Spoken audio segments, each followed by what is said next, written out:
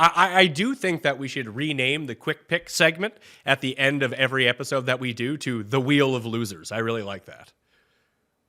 Yeah, I mean, we get a good graphic where it's just like put Fleetwood's face on it and Cam Young's face on it and just my total wheel of losers. And it spins and it spins and we'll see where it lands. Mayo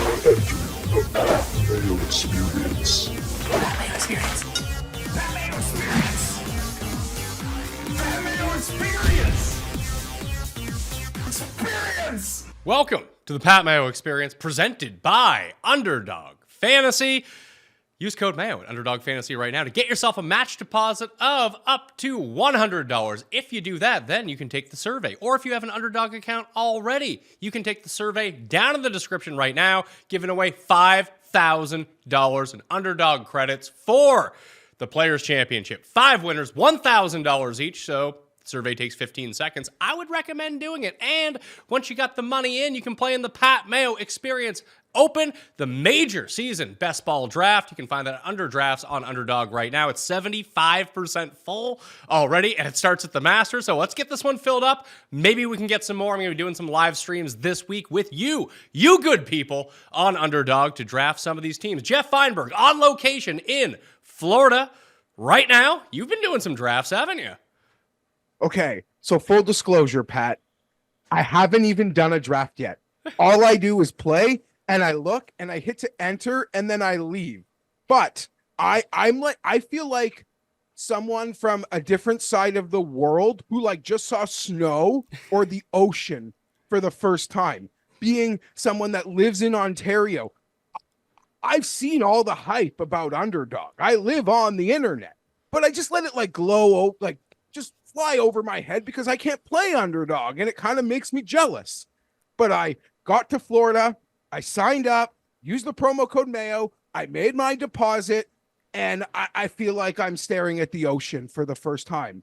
A full season majors draft, I will max out. It's a 6 entry max. It's 75% full. It's going to be whatever clip I am for 6 of them. So in the next like couple days, I will be loading up. I am so fired up. I don't know. I'm so excited about this product and actually getting to play this product. Unrelated to the sponsorship, which is super exciting here in our new partner. But I'm fired up. You're going to see me in there a lot. Maybe I'll put out some tweets saying I'm going into draft. But I haven't even drafted yet. Like I'm too nervous. But I'm so excited. Yeah, I wrote up, you can bookmark it. If you go to my Twitter page right now, I have a list of all of the players and which majors that they're actually in, because that's really important for one of these drafts where, it's just the majors that count. So drafting guys that are already in at least 3, preferably all 4 majors, is probably going to be one of the strategies that you want. So you can check that out at the PME on the X machine. Additionally, we've added some new filters to Fantasy National. You can now search by state and isolate that. So, Geoff, you're in Florida. You can click the Florida tab. And all of that's in my newsletter already in the first look. Plus, we added in each of the majors. You can isolate by major, click all of the majors, whatever it is that you want to do. Use the season-long planner at the top tab along with it. And this is the week to get in on Fantasy National, by the way. If you've been on the fence, fantasynational.com/Mayo. Get you 20% off.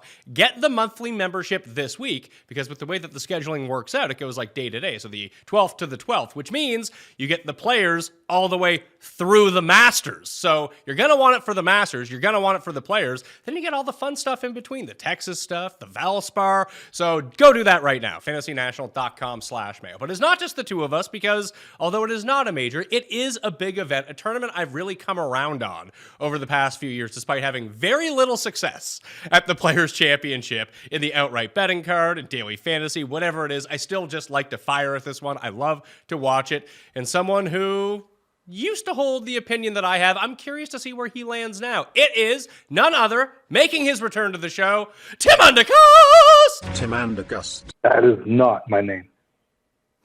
So you digging the players this time around? No, I still think a gimmicky course with a weaker field than it's ever been doesn't particularly make me feel like it's the 5th major, but that's me. They've really gotten away from the 5th major talk. I think once the live guys left, there's like, well, we can't even like pretend that this, it used to be the best field in golf. with the invites that they had, because there was no like scrubs at the bottom where you have that at all of the majors in terms of amateurs or the old guys, whatever it might be. But I haven't heard fifth major said since Live was started.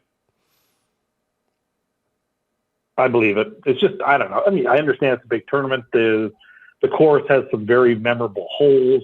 Other than I think the ninth hole, all the par fives are very eagleable. Like there's lots of scoring here, but it's just a normal tour event to me, even though I know the purse is big. Okay, Geoff, how do you feel about the Players' Championship? Again, a place where we haven't had the most success. You've had more success than me, Pat. I hit Martin Keimer. I hit him 10 years ago. It's the last time I would have sent on this stupid tournament. Players win than I've ever had. I had back-to-back winners at this place. I don't know. It's always kind of felt a bit of a gimmick situation. I guess they're not trying to treat us like idiots by playing up the fifth major thing since Liv has been gone. As much as I'm excited to be in the underdog world here in Florida, Pat, I feel naked. Like I don't have my books. I can't do anything but stare at other people's tweets saying they're making bets. That might work out better for you. It certainly could. Well, it can't get worse, put it that way. So, Tim, we bring you on to give your 3 picks, and you were a lifetime loser in your 3 picks. Then all of a sudden, one great pick last year reverses everything. You got like 6 years of free roll now with all of your picks, and you're still going to be up money. So let's hear the picks. Well, I mean, it just confirmed that I am indeed the big game hunter, and that name sort of came from the fact that I hit this back-to-back, this exact tournament. So, it's something I feel good about. I'm good at picking players at this tournament, even though I don't particularly love it. Number 3, and actually I think he's got a real shot to win just while I'm picking him, is Lucas Glover. I'll explain why. Lucas Glover, won twice last year. Both the tournaments he won, putted on Bermuda grass. He's a good Bermuda player. He only played this tournament well one time, and he played it well after he won a major.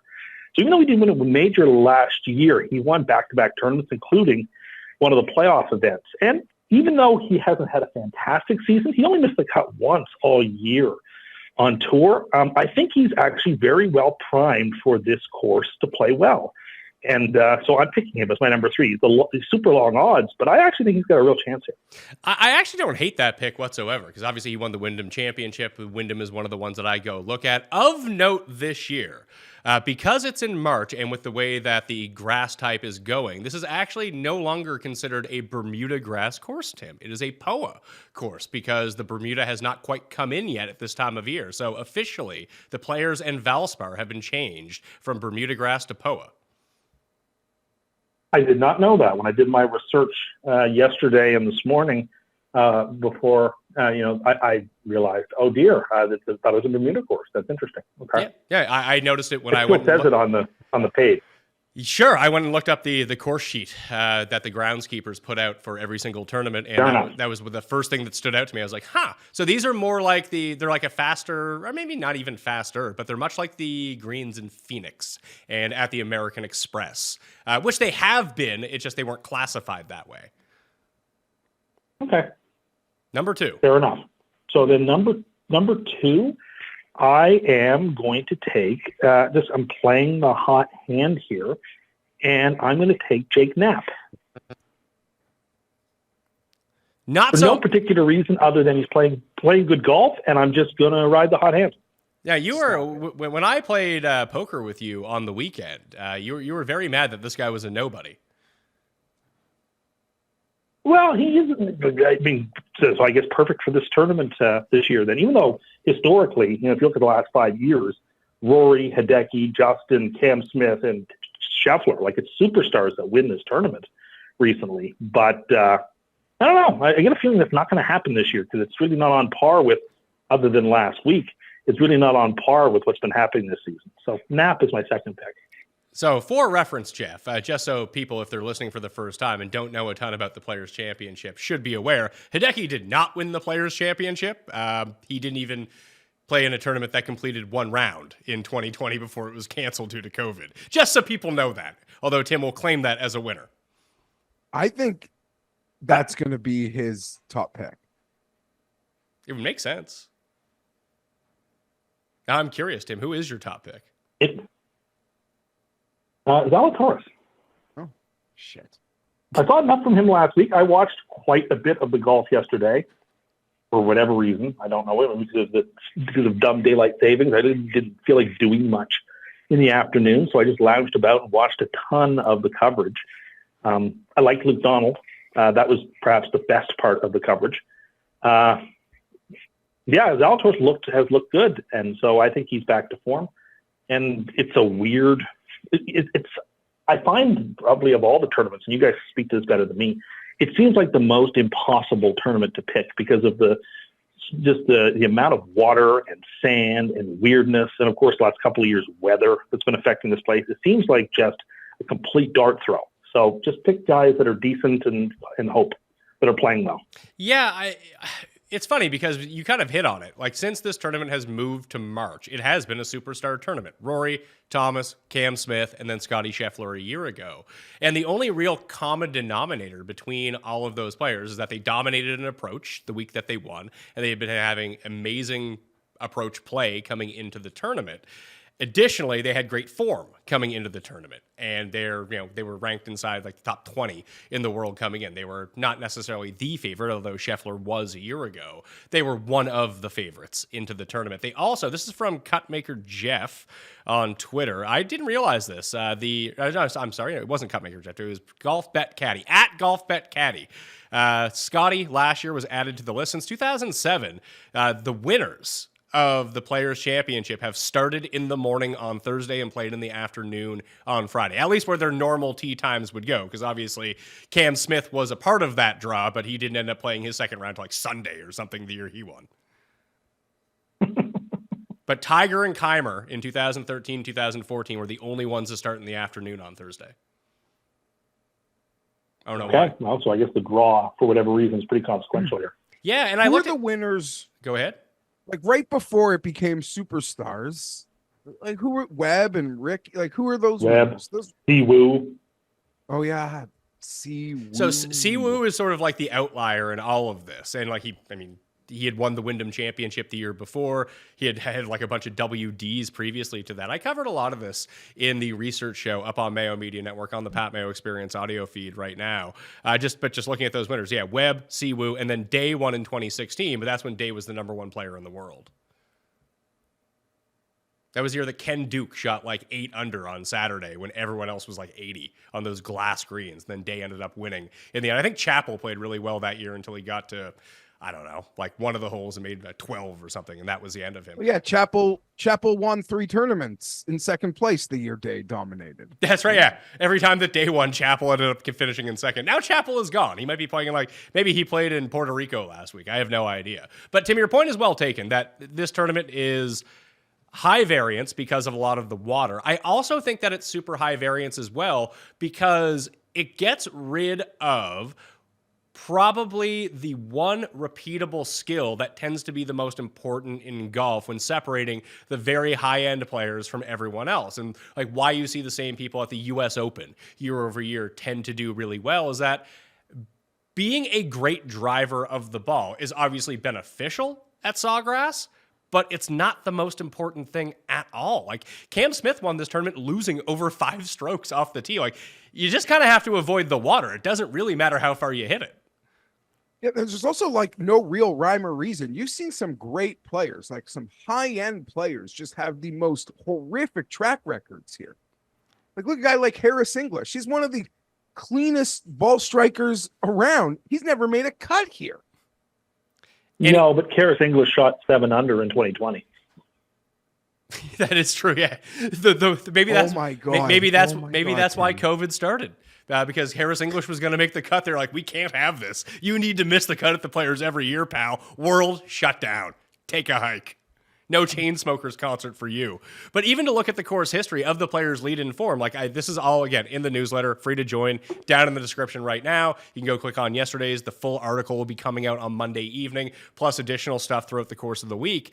But the lead-in form, like the last 2 Players' Championships for the past winners, like Scotty was 55th and missed cut before he won last year. Cam Smith, 17 and 56. Justin Thomas, 35th and 11th. Rory miscut and 35th. Webb Simpson was 16th and 66th. Like, course history means absolutely nothing here, Tim.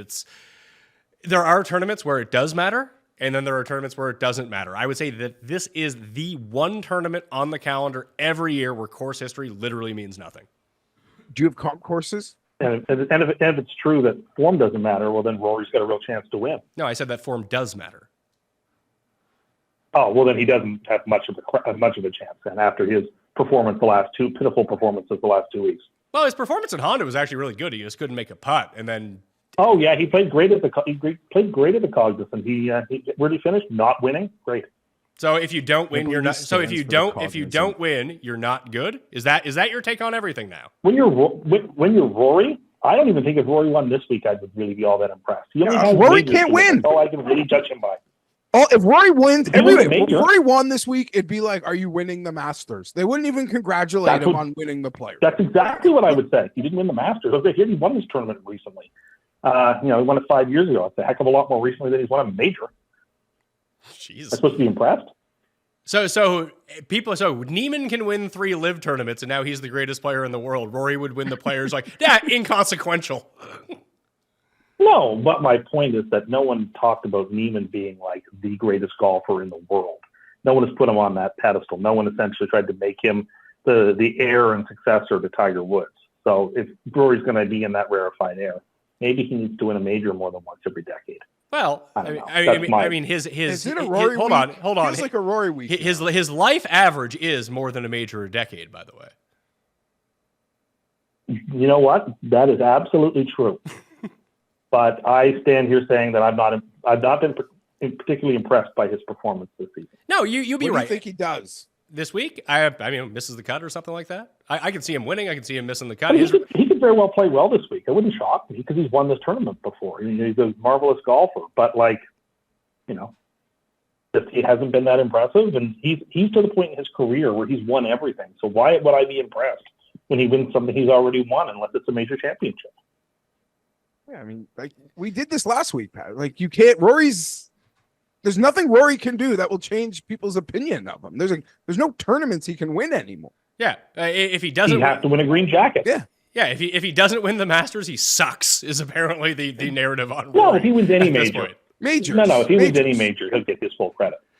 You talked about comp courses. Comp courses, the main ones to look at. There's just been such a high correlation with the Wyndham Championship, especially for like the lesser known guys who have won Players Championship. And when I mean like lesser known, I mean not the number 1 in the world or top 5 in the world coming in, like Webb, Siwoo, Stenson, all those guys have won the Wyndham. They've all won the Players' Championship. Davis Love III, he's won both. There was one other one. Sergio is the other one who's won the Players' Championship and won the Wyndham Championship. So I just thought that was very interesting. I think that Phoenix is a weird crossover with this course as well. We've seen a lot. And it's probably, especially now in March, because of the green types that they're so similar, that guys that putt well in Phoenix probably tend to putt well at the Players' Championship as well.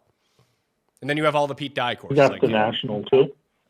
Yeah, but I mean, Augusta is a comp course as well. Yeah, but Augusta's a tough comp course because great players just play well at Augusta. So if you have great players winning at any course, you're like, oh, Augusta's a comp course because great players win. Like, I don't know. Like, this course has nothing in common with Augusta National. 0. That's true. So if you say, like, yeah, Scotty Scheffler's won both, it's like, okay. Scotty Scheffler wins at a lot of places. Well, I was thinking more like the Adam Scott and the Cam Smith. Yeah, I mean, Cam Smith. There's a lot of crossover winners because of just the like it's a big event, guys. And Sergio. Anyway, fair enough. Sure, I think it's more relevant to look at. I would think about just even when we do the Sony Open and we do Heritage, like this course and all the Pete Dye courses in general are just more in common with this one. But the problem with a lot of the Pete Dye courses, although we've seen Heritage as a signature event and River Highlands as a signature event the past few seasons, so we have seen some of the bigger players play there that historically those were just weaker fields. So it was very interesting to me to see that some of these guys who would go and win at these courses in some of the weaker fields, that would actually translate over to Sawgrass, which I found interesting because, I mean, for all that, and this is the best part of everything, and I briefly mentioned this last week, but Tim, I want to get your thoughts on it, because you love the signature events. You hate that there's a cut in a signature event. But if the Players is the PGA Tour flagship event, which it still is, this is what they point to. It has the highest purse. It's the most glory that the PGA Tour can give out as a part of their brand, because they don't run the major championships. This is it for them, that it's still a full field of 144 players with a cut line. Yet the other tournaments can't do that. So doesn't that just inherently make them lesser based on the PGA Tour rules? Yeah. Yep, sure does. They are sort of speaking from both sides when they do this. I mean, and the solution is obviously to make this a limited event too. I really do believe that. Like, that's where we're going. That's the future for anything that isn't a major. So let's just do it now. Yeah, I mean, I want as many people in the field as possible. But for these signature events, Geoff, I think the solution is there's a happy medium. Just have a 100-player field. And that way it always gets in. It's still a limited field. And then you can cut half the people out. Yeah, I mean, I think the best thing the PGA could do, but I'm probably just speaking as a hardcore fan, not a casual, because ultimate meritocracy probably doesn't work for the PGA, where good players can just slip out because of injury or because of a bad run. You know, players that sponsors have invested money in, players that the tour has put up on a pedestal, players that have name recognition. So the fans probably always want them around. But I would go with insane levels of meritocracy, of relegation, and I'd make everything as hard as possible. And then the PGA could save itself. Wyndham Clark agrees with you. Yeah, to a certain extent, it seems like he does. But I believe the one thing the PGA has is the meritocracy that LIV doesn't. So they should lean into that as hard as ever. As hard as ever. Well, Tim, before we get out of here, we're going to record a new Cuss Corner pretty soon. But the debate, how you doing for next Thursday evening, 8 p.m. Eastern?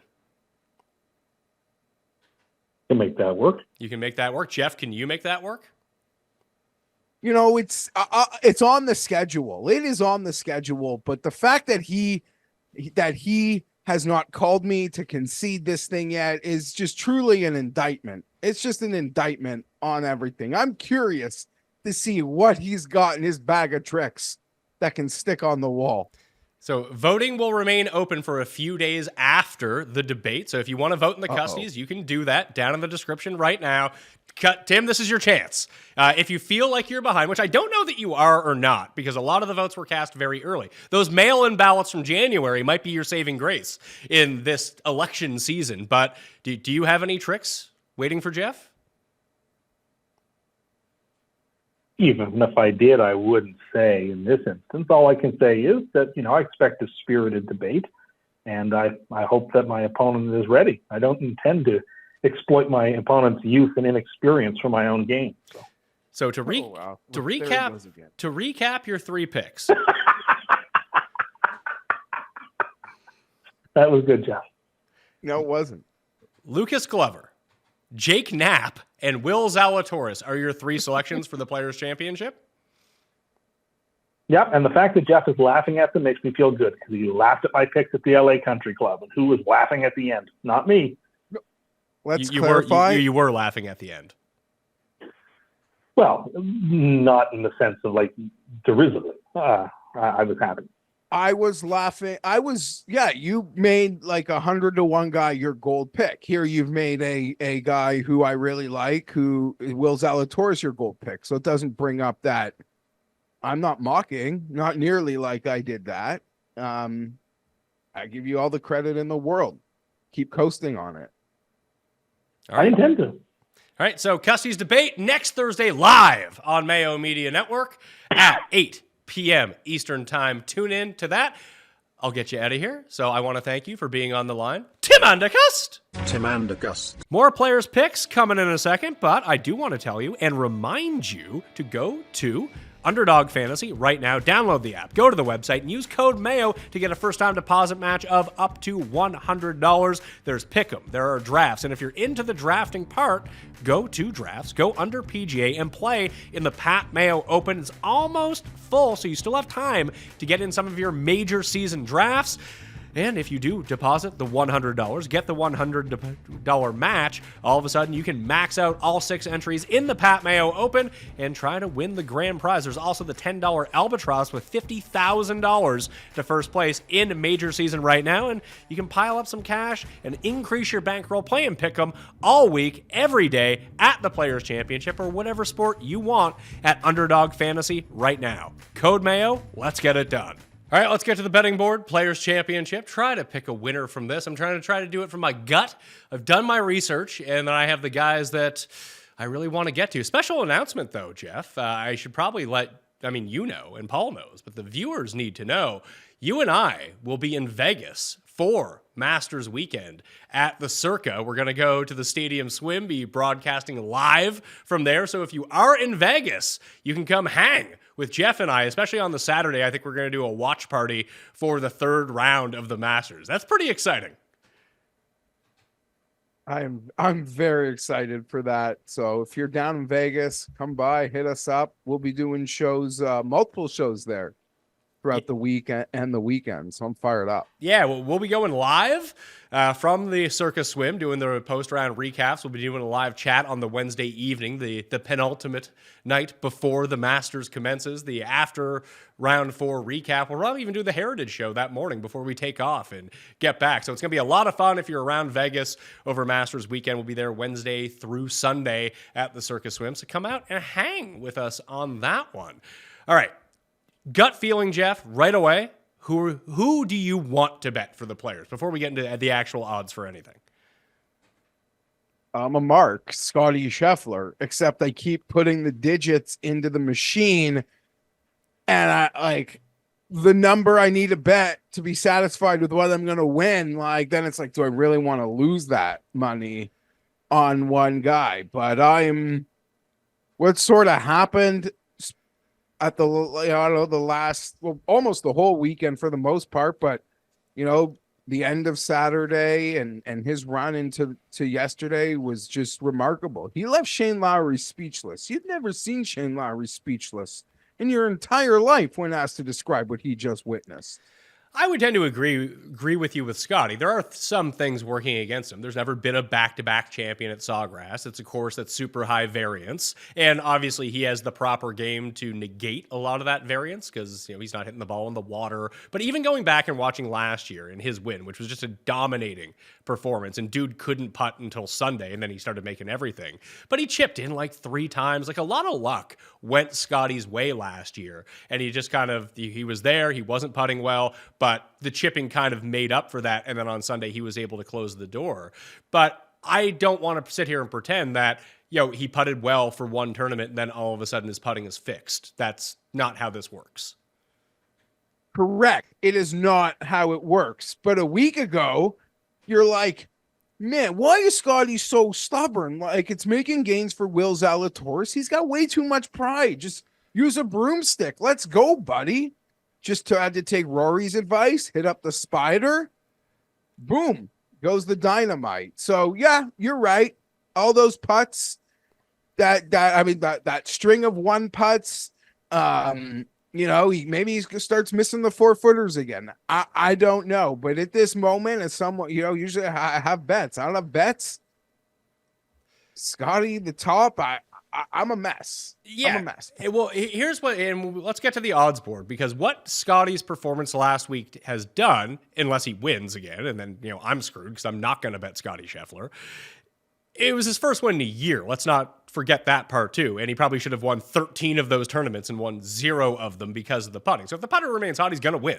Like, that's about as easy of a cap that you can do. So if you just wanted to take all the money you were going to invest in the Players and bet on Scotty Scheffler, and that's your one bet, listen, I got no problem with that. I think that actually makes a ton of sense if that's the route you want to go. Obviously, that's not the route that I want to go. But again, I always lose at this tournament every single year. But because he had such a dominating performance, because he's a defending champion, because he is the best player in the field coming in, it has really opened up some decent odds for everyone else, starting with Rory, who I'm also not going to bet, but he's down as far as 14-1. You can get him boosted up to 15-1 if you really wanted to. When was the last time we saw Rory hanging this big of a number in a tournament like this?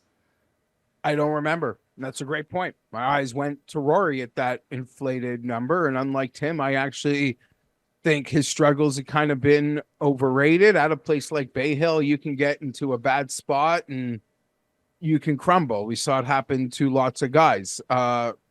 That's the whole, there's a huge bump on almost everyone in the betting board because of Scotty. I don't have the guts to do it at the top. It's just not what I do. I have too much fun trying to put together a wheel of losers. It's almost the most enjoyable part I have, because once the tournament starts, just goes to shit.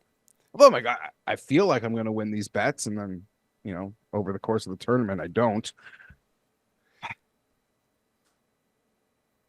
I don't have the guts to bet Scotty, truth be told, Pat. Like, it's just not in me. It's just not in, like, it's just not how I do it. I do think that we should rename the quick pick segment at the end of every episode that we do to the Wheel of Losers. I really like that. Yeah, maybe we get a good graphic where it's just like put Fleetwood's face on it and Cam Young's face on it and just my total wheel of losers, and it spins and we'll see where it lands. And maybe one week, Pat,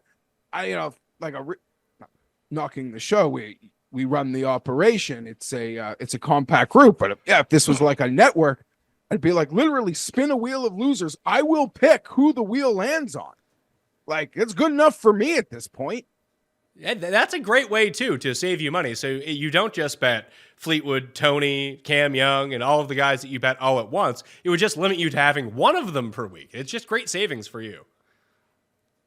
Absolutely. And on that note, like, Tommy made a 10 and now he's 50-1 in Florida. So I don't know how I can bet Scotty Scheffler because I got losers to bet, I think. I see. I'm in exactly the same boat. So I've jumped on some early numbers, but I'm not tied to anything because, as I mentioned to Cust, that I want to see what the tee sheet is. I want to keep track of the weather, and I bet them all at a site where I can cash them out. And I do think that one guy I most definitely did not get the best number on because the book that I use did not open up betting until Monday morning. I know that like FanDuel and DraftKings and all those places posted sometime on Sunday, but I don't have access to those, so I couldn't go bet them. And by the time it got to me, some of the guys that I want to bet, and I think everyone else did want to bet at the same time, had been slashed mightily. Like someone like Brian Harmon. I got him at, I think, 75-1 or 80-1. He opened, like, I saw Idoni bet him on FanDuel on Sunday at like 150-1 or something like that. Like, I would have much preferred double the number on Brian Harmon, but I know that number is going to continue to shrink as it goes down. So the very top of the board right now. So you got Scotty at 5-1, 5.5-1, Rory at 14-1, and then it's immediately into the 20s. Thomas, Xander, Cantlay, Hovland, Zalatoris, Hideki, and then depending on where you look, you could have Ludwig, Homa, Burns, Morikawa, Spieth, Wyndham Clark, Shane Lowry, all in that mix. Those are the favorites at this tournament. So the first two bets that I put in, because I think the numbers are going to... Actually, I only put in one of the bets, and I saw it at 25-1, so I bet it. He was someone that I bet a few times this year, and we think about recent form. His form has been really good. It's just he hasn't been able to putt, and he hasn't been able to close. But Justin Thomas has won this before. I like Justin Thomas a lot this week. Hard to throw any sort of stone at that. It feels like everything is trending. The fact that a player of that ilk is only getting more comfortable, like back in contention or near the tops of leaderboards, which was something that didn't really happen at all last year. So yeah, I got no stones to throw in that. I will joke though, Pat. I sent out a tweet on the weekend, or maybe at the end of last week. Just said, which player, which golfer would you most enjoy seeing never win again? And it felt like it turned into a runoff between JT and Cantlay. Really? And I think JT, maybe it's in the moment. I haven't watched Full Swing yet, although my mug was on it. That I think the JT people didn't like his shot at Mito, and he's got a reputation for being spoiled. This has nothing to do with the betting. But yeah, if people hate JT, maybe this just keeps his number high. I don't know. Yeah, so he's down to like 22-1 right now, 20-1 in some spots, but maybe that number inflates throughout the course of the week. I just think he's playing great golf right now. And it's obviously a course where driving means a little bit less, approach means a little bit more. Can he find that putter? And that's always been kind of the biggest thing with him. Like, he made his runs over the weekend. It seemed like every time that you tuned in for the first like front nine any day of the week at the Arnold Palmer Invitational. Thomas was making a run, and then just he kind of fell apart on the back nine almost every single day. But it's still a pretty good finish, and we talk about form like so far this season, 12th, 6th, 3rd, 12th, and 1 missed cut. I'd say that's pretty good. Great form. And I mean, he could have really he had an opportunity to really put the pedal down before he went backwards yesterday, because it looked like he got to his number and then he had about 3 or 4, like 8 to 12 footers, and he couldn't make them. I'm not to say he ever could have gotten to Scotty, but he could have really put like a hiccup in there. I don't see myself making that bet in that range. I didn't have access to it, and by the time I woke up, it was gone. If I was at home, I'd have hit that 28-1 on Phillip Rivers this morning so goddamn hard on Victor. I wouldn't even have cared about the form. I wouldn't have cared. See, I'd touch that up. There's still 25s out there. Is a ceiling, and it'd be that or Willie Z or Hideki, I think, is where I might want to start. Yeah, Hideki jumped out to me. Obviously, Wyndham Clark jumped out to me as well, just with the way that he's been playing and continues. If we consider this an elevated event or a signature event, he's going to be there on the leaderboard at some point with a chance to win, because that's just what he does in these elevated events. But the other ones that stuck out to me were Lowry and Burns.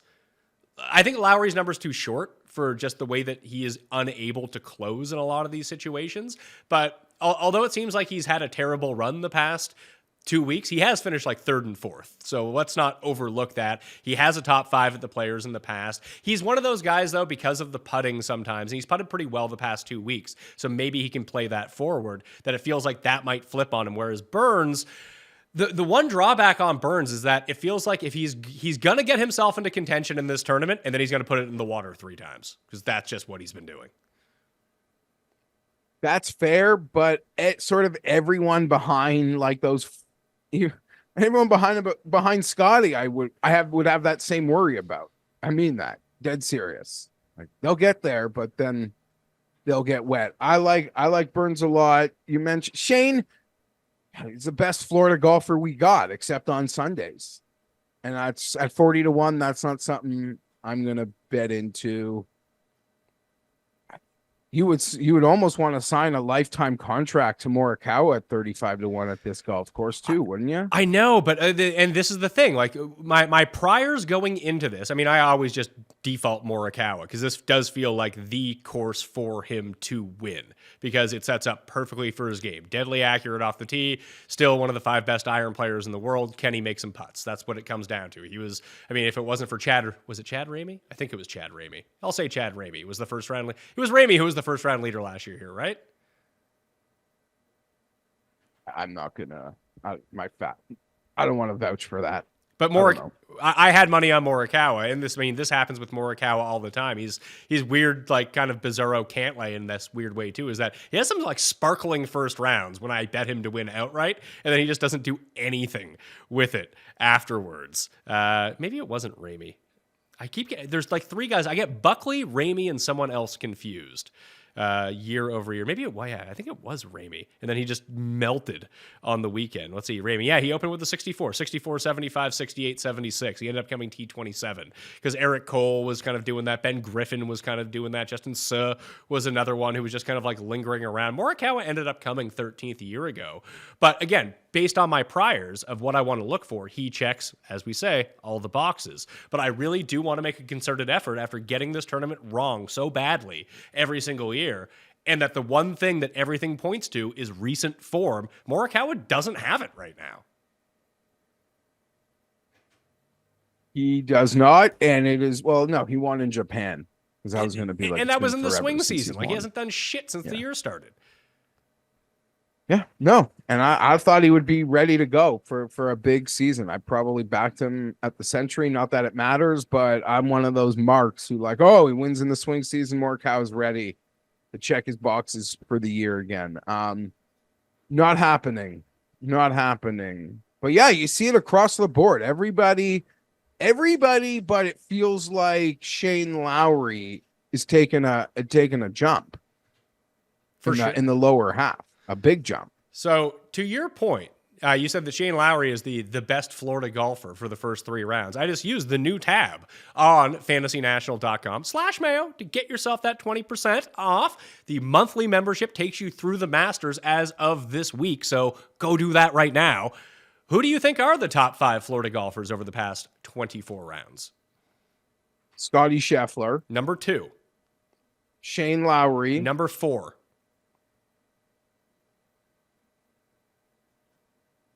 this might sound crazy, Cam Young, No. Victor Hovland, Number 1.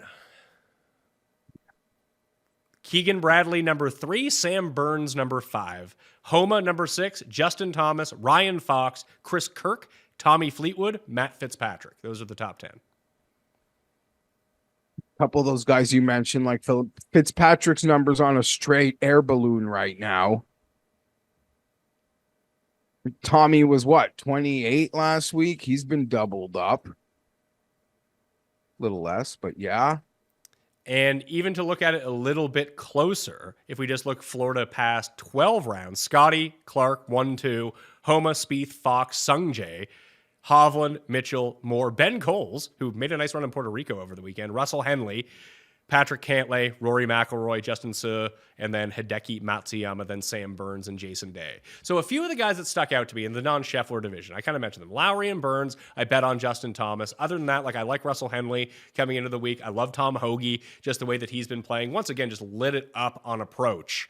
At API, couldn't make a putt to save his life. That's kind of been the story of his year. Just the ball striking is immaculate, and dude can't putt. He did reel off a 62 here on Saturday last year, so maybe he can figure out these greens a little bit. He just needs to putt. If he continues this ball striking and can putt a little bit, like he's actually live, so I did bet on him at 90-1 to win this tournament. And then other than that, like the guys that just kind of popped to mind immediately, like I think that Jason Day is playing some sneakily decent golf right now. And if this does become an irons and putting contest, I think he could do it. Keith Mitchell has just been playing really solid golf. We know he can win in Florida. We know he can win in short courses. And then just, again, like almost like Morikawa, if you take out the recent form and just think like prior, Sungjae's down to like 70-1 in some spots. Yeah. So Sungjae, I mean, it's been cratering. But I feel like just perception-wise, he was clearly better last week than he has been in a bit. You open Fantasy National, and there's actually some green on his lines. And we've seen he can pop, so you could be on to something there. That number is huge. There's someone else I want to open because I feel like he kind of feels like a poor man's Morikawa. When you feel like who would you want to back potentially, but the approach for Tom Kim has been horrific. Pat, like him at 75-1. Like if there were players' futures at Christmas, you'd have like hammered that. I know I would have. For sure. And I think that these are the guys like Rory, but Morikawa, Tom Kim, Sungjae. I can see using these guys on DraftKings this week just because they're the unpopular names right now. There's a reason that they're cratering down the board, but you can get some ultimate leverage on them that way. When I speak on Wednesday about all the DraftKings picks, then maybe those names will come up. But I could see Sungjae on the outright card because of the odds, but I don't know if I can get to any of them. It's funny you mentioned Cam Young because I'm not really a Cam Young guy whatsoever. I kind of laugh at you every week when you bet him, but he's playing. I don't know if I'm going to get there at 45-1, but he is playing some pretty decent golf. Dude, like legit couldn't putt last week. So I've even using the grids, I've seen it as high as 50 on Cam Young, and I know you do like to make fun of me when I do bet Cam Young, but you've also kind of acknowledged that the ballooned Cam Young number in full fields is the place where you would consider or potentially wanting to bet Cam Young. In the past, that's what you said. Yes, of course. Basically, 40-1 or above in like a full field event, not necessarily a signature event or something, kind of like this, is where like would be kind of the minimum threshold. Because do I think he wins one of every 40 events? Well, I would say yes, but that has not proven to be the case so far in his PGA career. But let's not forget, like Scotty Scheffler was a guy who couldn't win until he won, and then he won everything. I think that Cam Young probably falls in the Finau category a lot of the times, but when you take a look back at his putting, he putted really well at PGA National. That is in Florida. He putted very poorly last week. But the other time that he did putt well, and these are similar greens, would be in Phoenix. And the approach play has been really good. And what I'm trying to say about recent form is recent form means anything, everything here this week. And then when you look back and you say, hey, this guy won, now let's retroactively look at his recent form.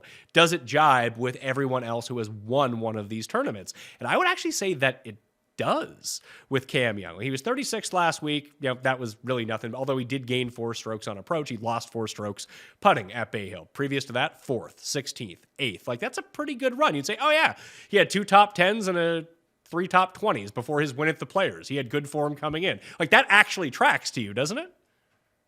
Well, it does. And I mean, I made myself sound stupid, easy to do when you asked me for those, to try to rank the top Florida guys. I had a perception that Cam Young's actually been quite successful in Florida. Yeah. So I don't know. I mean, not that I'm afraid about people making fun of with me posting my card on Twitter and getting 12 messages of I'm an idiot for keep betting Cam Young, but I'm an idiot because I'm thinking about it this morning.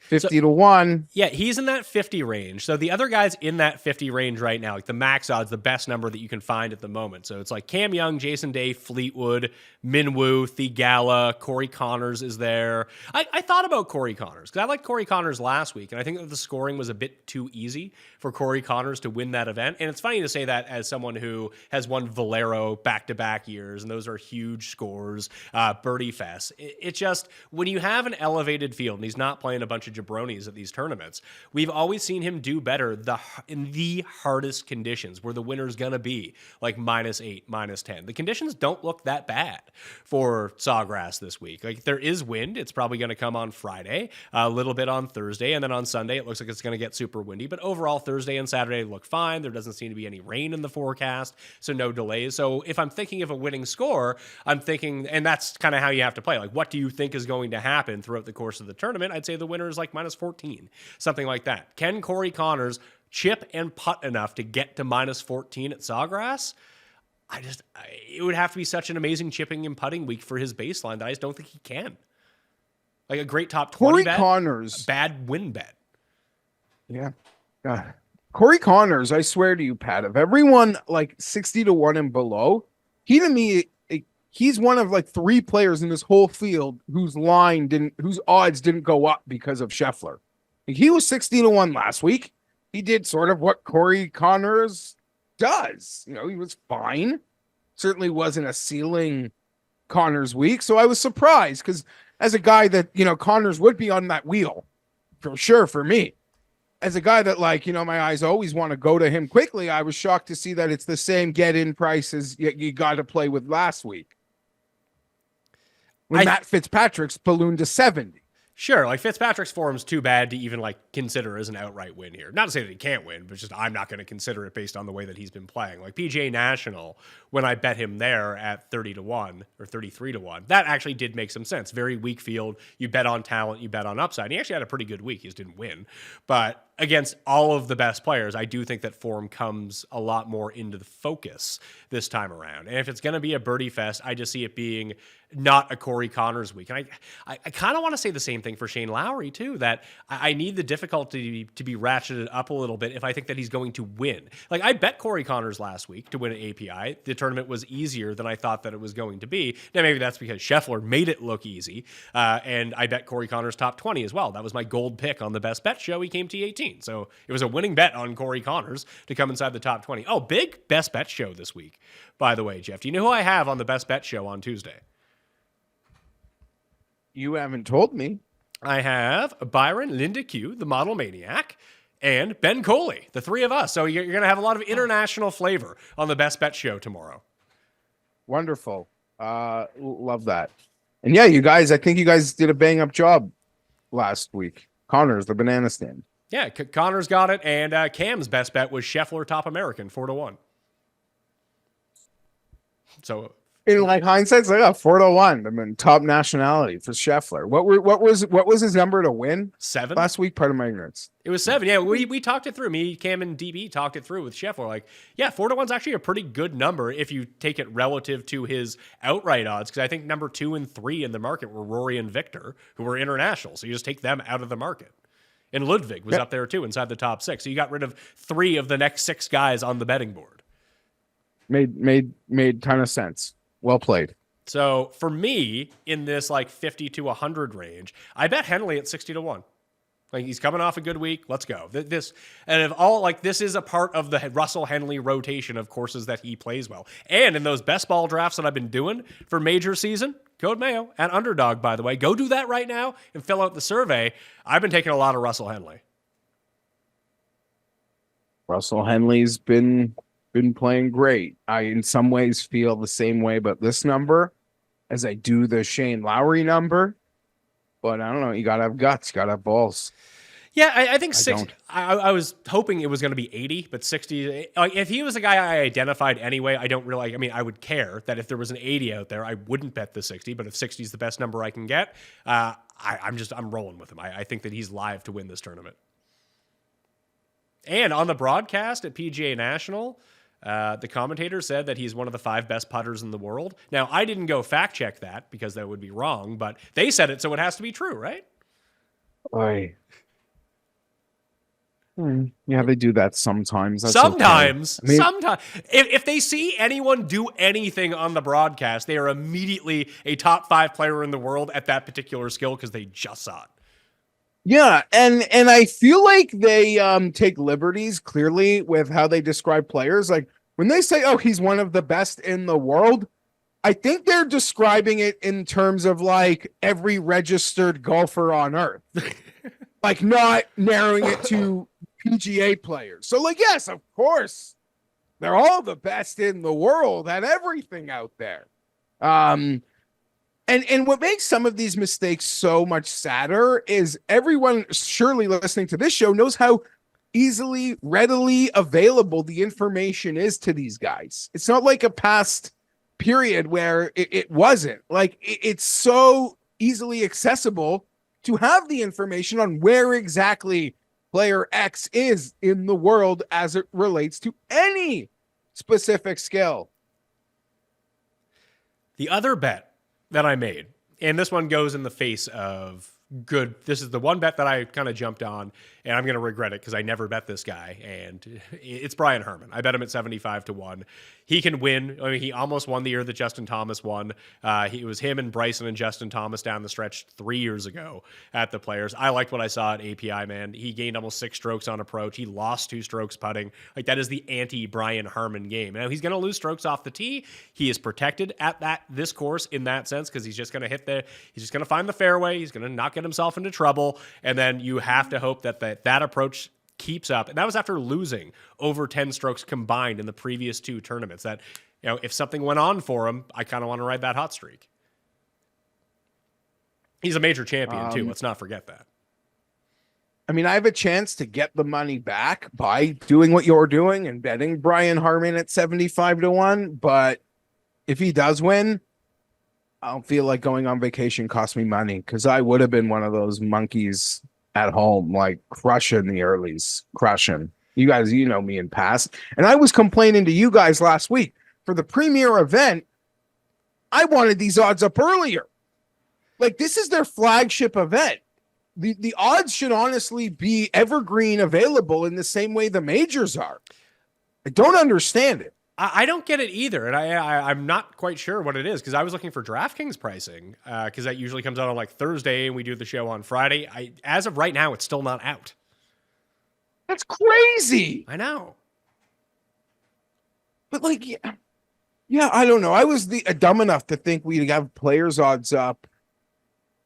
I mean, they give you waste management goddamn odds at Christmas. Hoagie, so yeah, I would have loved. Hoagie is the other one early.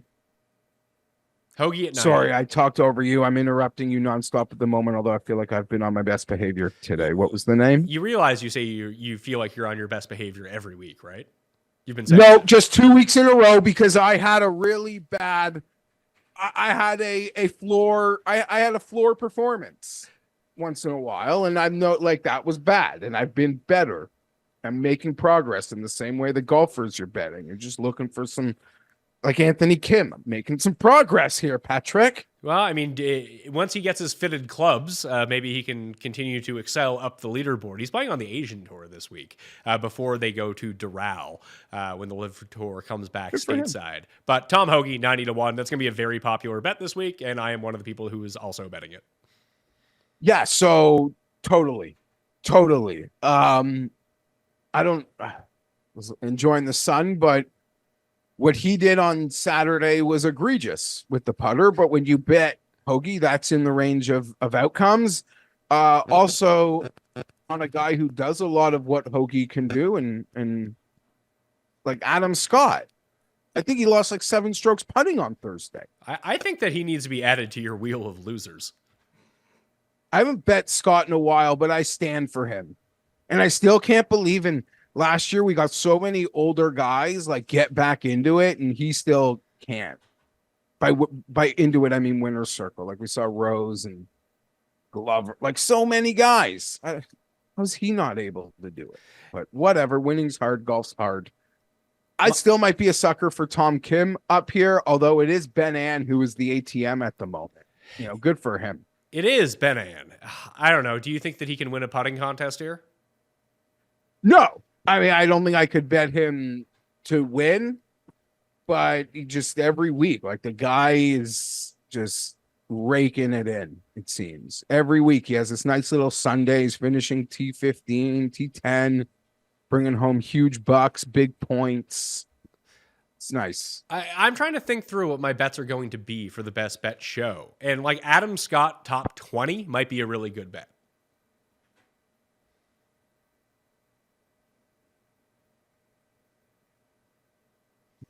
He's still striking it, but he got better with the putter. He's lost it at field at the moment. I mean, he had putted well at Phoenix. He putted well at Riv. It just he had a bad week. Guys have bad weeks putting.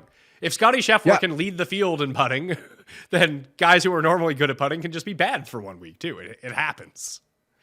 No, you're right. And the way you look at it, like look at Adams. He was 8th in Phoenix, 20 at Genesis, 20 at Pebble.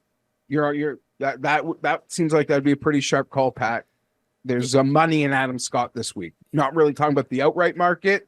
There's money in Adam Scott, I feel. And played really well at the Wyndham Championship as well the past few years. He was 7th there last year. Remember, he famously missed that 4-foot putt in the playoff to win it in the 6-man playoff a few years ago. So I think that he's live. He's won the Players' Championship before, albeit like 2 decades ago at this point. This used to be a spot for like the big breakthrough for a younger player, where be it Adam Scott, be it Sergio, we've seen that happen from time to time. Although I am kind of freaked by, whether it be Herman, Hoagie, Russell Henley, that the names that when you look at the past winners the past 4 years, they're all like real names. And those guys, I like them. They're not real names, if you know what I mean. I know exactly what you mean. So, but at the same time, I feel more confident about those guys against the real names because it feels like there's way less real names than ever. The one I will throw out to you, because you haven't brought him up, another guy on your wheel of losers, and I bet him last week too, and he was a real loser last week, was Ludwig, who, 2nd at Pebble Beach, shorter course, won the RSM, shorter course. He was top 15 at Wyndham, shorter course. 2nd at Sanderson Farms, a shorter course. 4th at John Deere, a shorter course. Maybe he is weirdly where he can manage and play well because of his driving at the longer courses, like we saw at Farmers and Genesis, where he was, top 20 at both of those. That maybe these are actually the preferred courses for him at the moment. Yeah, so we kind of got past it, and I was waiting to turn around the bus to go back there. So I'm happy you did the driving. Thank you. You're way better at me than that. I could easily be. I'm the mark. Like we talk about the numbers getting bigger. I am the mark. It felt like he was so off last week. He was still 25th. He was still finishing 25th. He couldn't hit an approach shot. He finished 25th at Bay Hill. He couldn't hit an approach shot. I might just have to get right back on this wagon. Yeah. The other, just thinking about some of the past winners at this course, just because when I was just running through it, guys that have played pretty well here. How about the Rocket Mortgage? Ricky won Rocket Mortgage last year. He beat Hadwin, who I believe has been inside the top 15 each of the past 2 years. We like Morikawa as a course fit here. That was the playoff last year at Rocket Mortgage. Lucas Glover had just missed it. So good news for CUST on that front. The year before, you had Finau beat Cantlay, Pendrith, and Cam Young. Pendrith has some decent results at the Players' Championship. Cam Davis won the year before that. He was top 10 in this tournament a year ago. Bryson won in 2020. He's someone that has come in second place at the Players before, and maybe it's like a year-to-year thing, but I just thought that was kind of interesting. Maybe it means nothing. Maybe it's such a short sample, but just some of those names stuck out to me right away. I was thinking we would get to Ricky. He impressed me at Honda, but I haven't even seen where his number is because it's not in front of 100. Yeah, I mean, his best finish so far in 2020 was actually at the Genesis. He was 35th. Even at Honda, he came 41st. He had a nice run on Saturday, and that was it. And I just want to confirm something you said. So these are not Bermuda greens in March. In March, yeah, because the POA is still the Bermuda is dormant, so it's going to be POA. That's what the green sheet tells me. And back to, I would say that, listen, I'm not a grass expert here. Maybe you're the grass expert. Who knows? But the POA here and the POA in Phoenix is a lot different than the POA at Riv and Pebble Beach in the California courses. Yeah.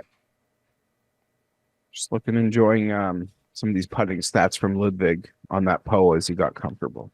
I mean, his putting has been really good overall, based on the numbers that I have right now. So if we're just looking at, I've released the mixed condition model. So the top 10 in power rankings, based on all of the key stats that I looked at, that I walked through in the research. Scotty, Xander, Burns, Thomas, Cantlay are the top 5. Ludwig, Keith Mitchell, Adam Scott, Hoagie, Hadwin are the next 5. That includes recent form. That includes the player's model that I set up, Wyndham Championship, Pete Dye courses, length of course, 2-par, difficulty, everything combined into one. Those were the top 10.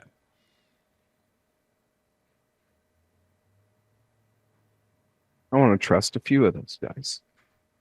And I find it hard. If Cantlay wins this week, in retrospect, when you retroactively look at the recent form, you're like, oh yeah, of course Cantlay won. He had great form coming in.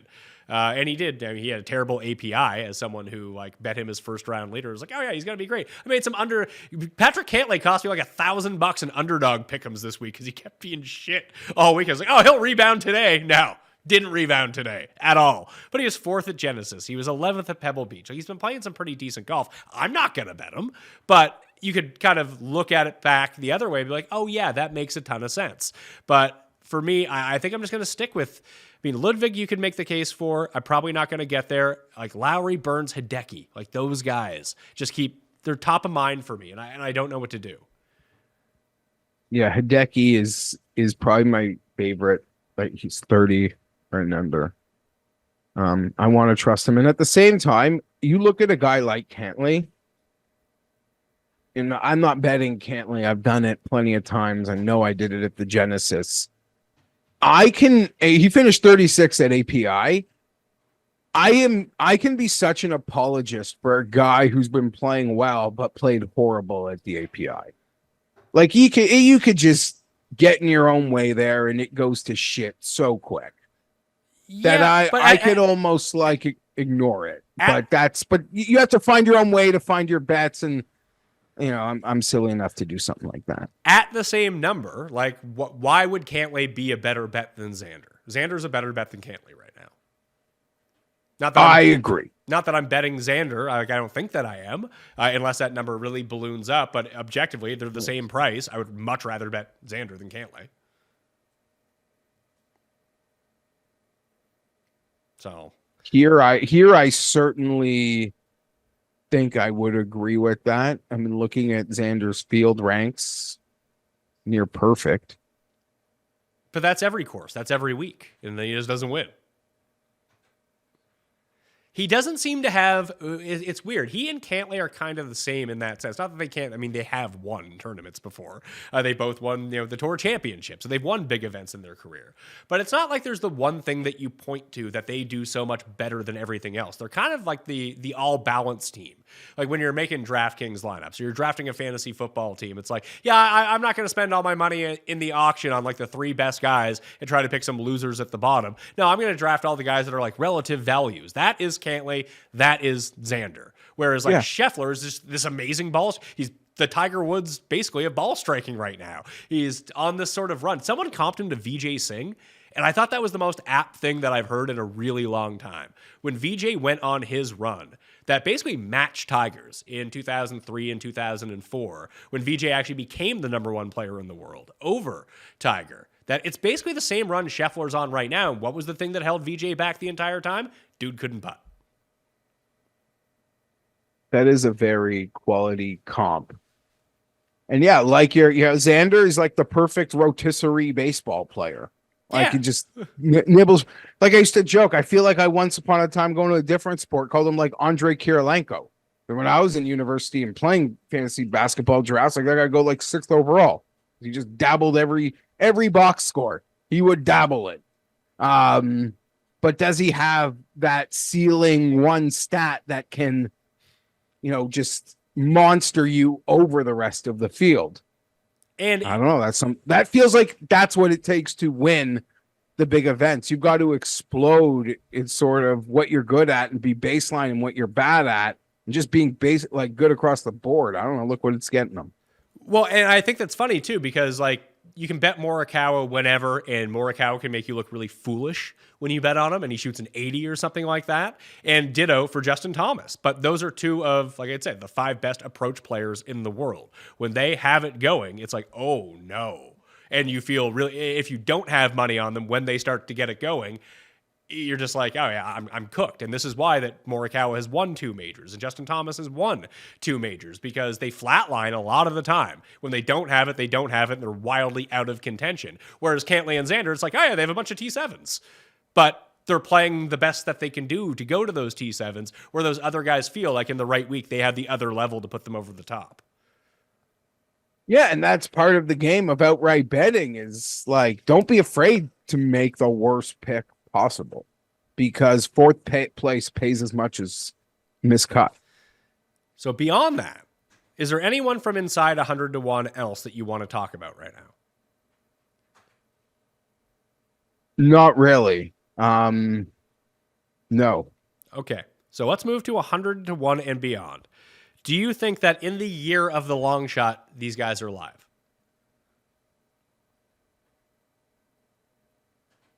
I'm the wrong guy to ask, but yeah, I do. On this golf course in this season, sort of feels like they've got to be.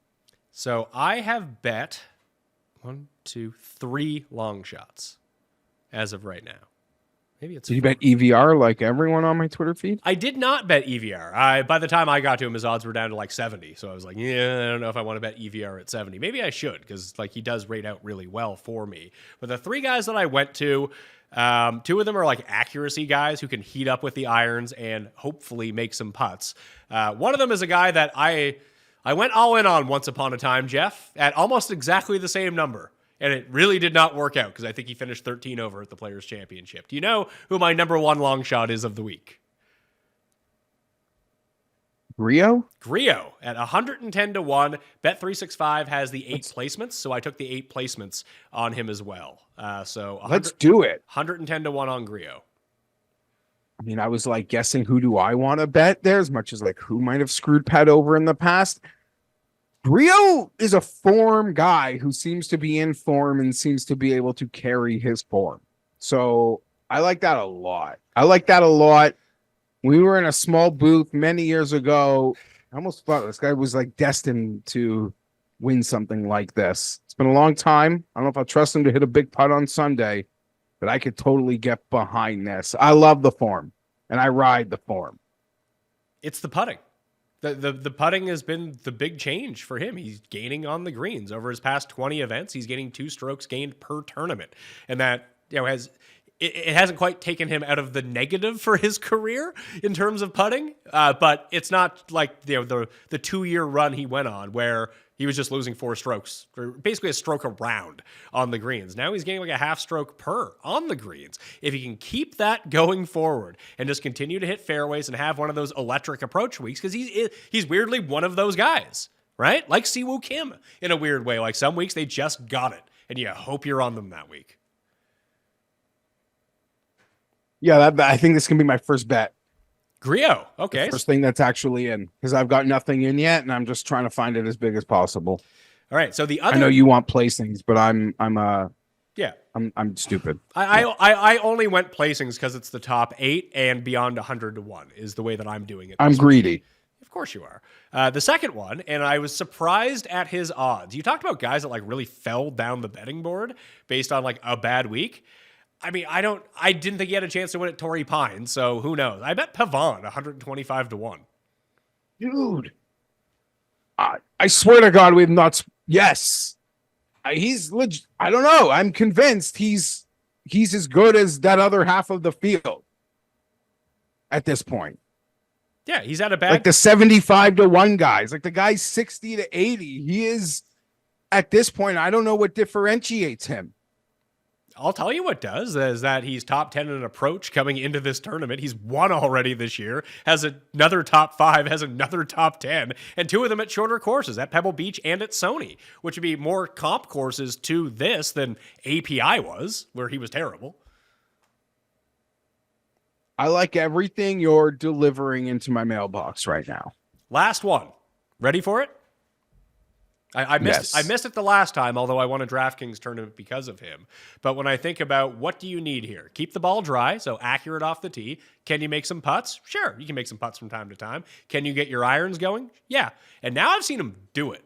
Eckroat, 175 to 1. Maybe he's just better than that. And he just needed to win first.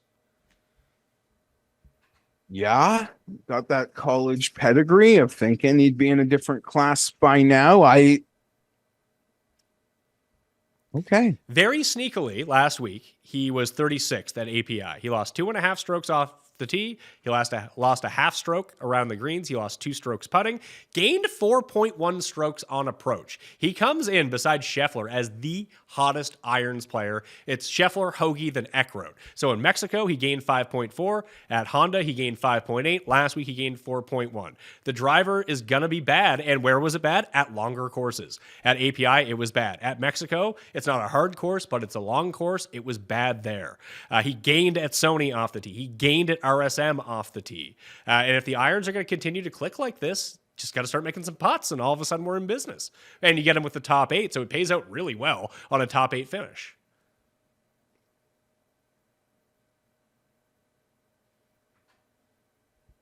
I mean, like you said, it's guys in, I don't know, he's in form. He's already won in Florida.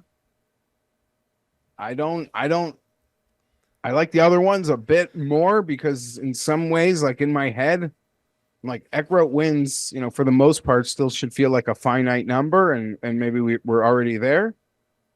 But I really like Pavon. I'm going to be betting Pavon and Grio for sure. Okay. Paul. And I see them 150 to 1, but no each ways. Yeah, no, I wanted to take the each way, so I wasn't able to boost that up. Paul is the leader of Novak Nation.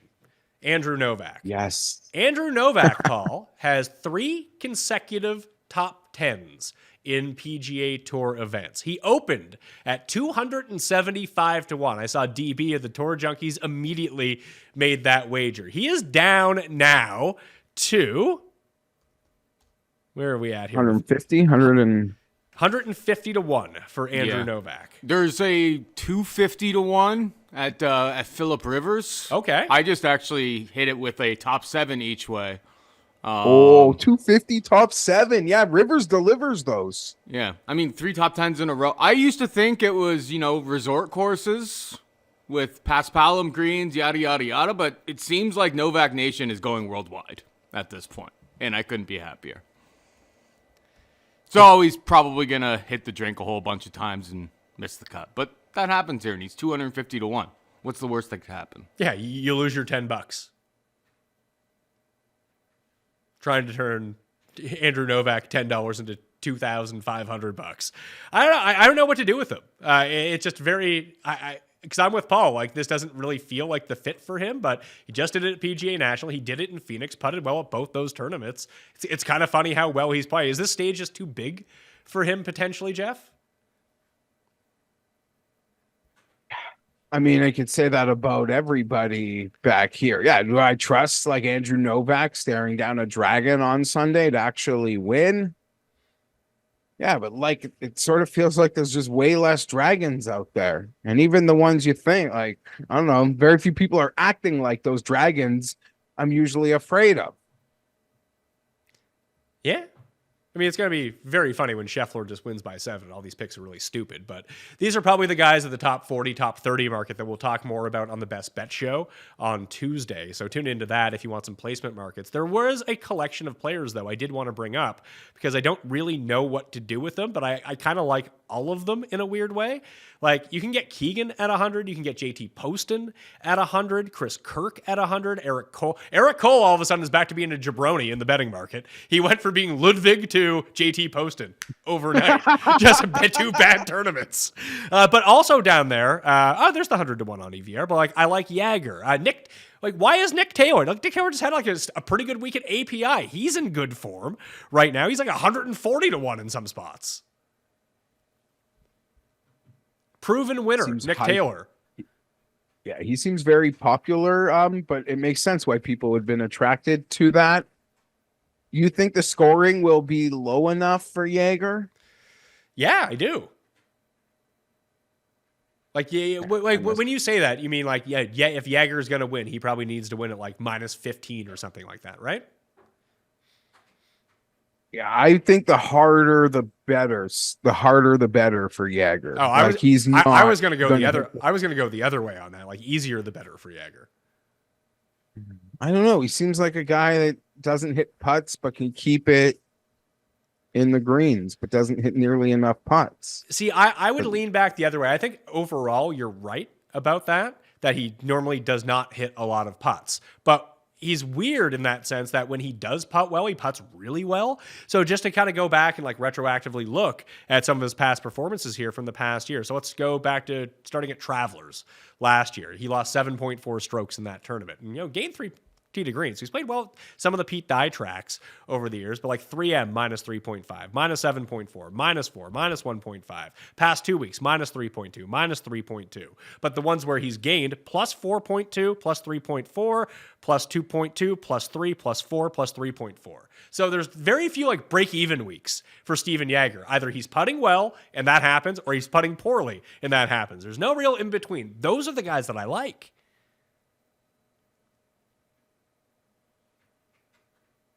Yeah, if you trust them, then that's who.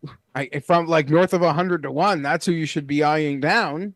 And you're playing it with the placing, so you don't even need to trust them to the extent that's a greedy fuck like me needs to. The issue is that I like him less. Like, I like him objectively, but I like him a lot less than some of the other names that are around him. Like, I like EVR better. They're the same odds. Ricky is the same odds as Steven Jaeger. Nick Taylor has longer odds. Griot has longer odds. And that's probably why I won't get to him, is just he's not in the right range for me. I wanted him to be in that Eckroat range, then I would be on him at 75 points more. But if you're giving me a choice, all things being equal, between Jaeger and Bez, Noren, Mitchell, Kirk, Cole, Hadwin, Poston, all those guys, like, all those guys are just better. I don't find a hole in that. I mean, I've been bad. I never bet Steven Jaeger, and now I've sort of been in this thing where I've kind of been betting him. So I need to get off it. Because when I started, I was told, like, that's not a habit you want to start. You know what was... I mean, okay, how about Nick Dunlap for this tournament? I honestly didn't even consider him. He just won. He won at a Pete Dye course. He won on these very similar type of greens. Why not? Nicky D. I'm surprised you haven't brought up your boy Ryan Fox, because he seemed to rank really high in your Florida model. He does. He's not playing that bad. He played... I mean, are you sure that he's not playing that bad? Was he doing something a week ago? Maybe I'm just getting too much sun here. 35th miscut, 41st miscut. That's his season so far. So not great. on the front for Ryan Fox. I do love Ryan Fox, and he is someone that I wrote up for that major season best ball. I'm going to have like an article on guys that you can take in the last round for that. So again, Underdog Fantasy Underdrafts, the Pat Mayo Open is up there right now. It's already 75% full, so go get your drafts in. I got 2 more to do. I got 4 teams in there. So I'll tweet out when I'm going to be doing that. Maybe we'll even do that on Thursday during the players. That I'll do like a video or a Twitter Spaces or something. We can do some drafts together on that. But use the code. That's how you can help out the show the most, is by going onto Underdog using code Mayo. That'll help out the show more than you know. But my write-up on Fox is that you kind of have to, you have to pick the spot when he gets hot. But once he gets hot, you want to keep riding him. All of his best career performances, they come in clusters of like 4. And he's just great for like 3 of those 4 weeks. So if you see him like pop a top 12 or something, just bet Ryan Fox for the next 3 weeks. That would be my advice on Ryan Fox. But we haven't really ever seen it on the PGA Tour. It's been more of the Asian Tour, the DP World Tour. But he was one of the few guys who made the cut in every major last year. And I think he is in all of the majors, or he's in 3 of the 4 majors as of right now. So that's what made him a good best ball pick in the last round for those major drafts. I think we've talked enough about it. Let's get to the Wheel of Losers, the quick picks for the Players Championship. So I got my guys, and this is all subject to change. I'll have my final bets in the newsletter on Wednesday evening. I'll finalize it with Raza on Wednesday as well when we go over the one and done and everything like that for the race to the Mayo Cup. I'm very sneakily inside the top 60 in the race for the Mayo Cup right now, Jeff. Saw that you were part of the Scheffler wagon. Yeah, I was like, you know what? Scheffler. Let's just pick him and see how it works out. So the past 2 years, I've actually, both times that I've used Scheffler, he's won a signature event. I used him in Phoenix last year, Bay Hill this year. Taking good players at good events. Good strategy, as it turns out. I've bet on Justin Thomas at 25-1. I'm going to continue to roll with that. After that, I got Henley at 60, Harman at 75, Hoagie at 90. And then I got Eckroat, 175, Pavon, 125, Griot, 120 or 110-1. All with the top 8 each way. So 8 placings. They finish inside the top 8. It's going to be a winner at 1/5 of those placement odds that I bet them at to begin with. But I'm really trying to figure out what I want to do back at the other end. Is it going to be Hideki? Is it going to be Lowry?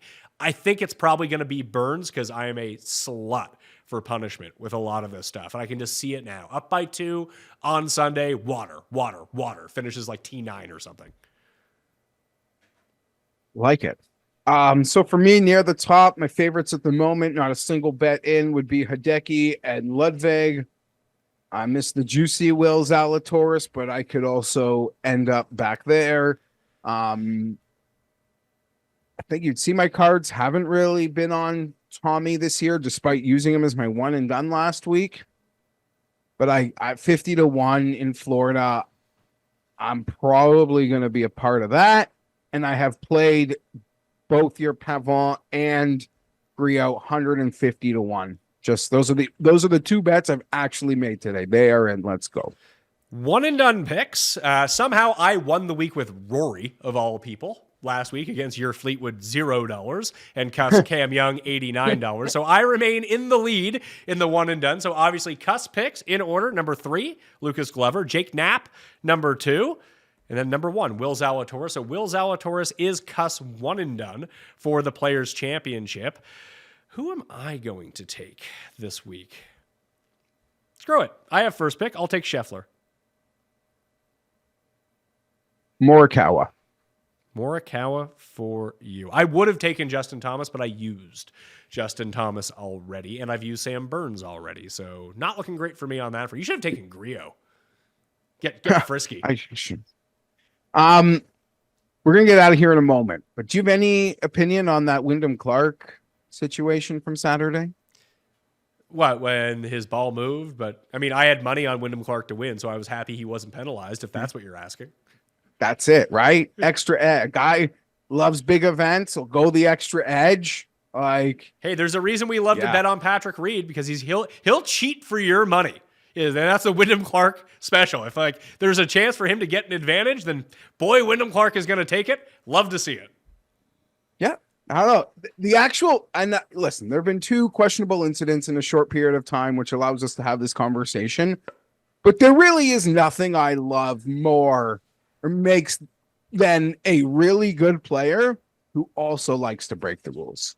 Like that is, you know, I mean, Wyndham Clark's PR team might be doing a really good job right now because he's won a major, he's won these 2 elevated events, and what happened to every villain on the PGA Tour? They all went to live, so the door is wide open for anyone on the PGA Tour to take that mantle as like guy that people root against. And you mentioned like people kind of root against JT, people root against Cantlay, but they're not villains. People just don't like, they're boring and people don't like them. If Clark is like a true villain and he really embraces this is fantastic. Yeah, I mean, there's no doubt to the fact that they took a lot of the, I don't want to say even villain, like just simply personalities, because other than Patrick Reed, like were those guys villains? I guess Brooks at times got labeled. Not to us, but yeah, but like Bryson's been like people disliked Bryson. Yeah, you're and right. People disliked Hatton, and until Rahm started winning, basically until he won the U.S. Open, people forget how much people hated John Rahm because he was a crybaby and he had a temper and all of that stuff. That all went away when you start winning. Yeah, you're right. Certainly the personalities and players that rub people differently. So Wyndham Clark, you're up.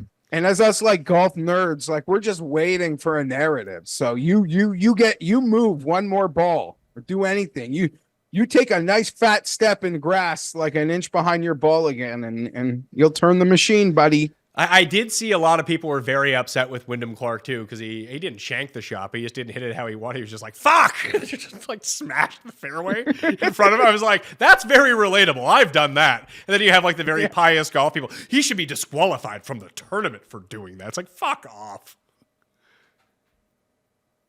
Remember when Sergio did that in Saudi Arabia when he was just hacking the bunker after a terrible bunker shot?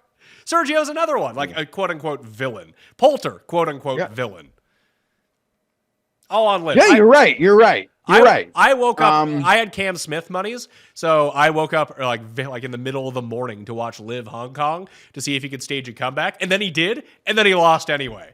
I had Wyndham Clark come in second. I had Cam Smith losing a playoff on Live, and if it wasn't for the fucking first round in Puerto Rico, Adrian Dumont de Charlet would have won in Puerto Rico. He was the best player in rounds 2, 3, and 4. Came 6th. I had Vic Perez. He ran out of holes, but just another week of losers. So I was close last week, so maybe we can get it going this week. But yeah, the Wyndham Clark. Yeah, no, Vic Perez. I had Will Zalator. Like I'm swimming in a pool, but I get eaten. Well, that will do it on the Pat Mayo Experience. If you are in Vegas over Masters weekend, come hang with Jeff and I at the Stadium Swim at the Circa Hotel. We'll be doing shows live from there, so even more content coming your way. If you ever wanted to help out the show, go to Underdog right now and use code MAYO. Deposit match of up to $100. You can play in the Pat Mayo Experience Open. It's a major season best ball draft. There's going to be more different contests coming out throughout the course of the year. This is just the first one that is up. We're working on some pretty gnarly stuff that I think people are really going to enjoy, so go get it now. And if you do that right now, take the 15-second survey in the description where you could win one of 5 $1,000 prizes. I think the winners are going to be given away on Sunday evening this week. It's for the Players' Championship to celebrate the new partnership with Underdog Fantasy. So again, help out the show and you might get some big bucks in return for that. Smash the like, sub to the channel, and get that monthly membership at fantasynational.com right now. fantasynational.com/Mayo on the monthly gets you players through the Masters. So no better time to become a member all year long than right now at fantasynational.com. I'm Pat Mayo. Thank you for watching. I'll see you next time. Mayo Experience! Experience!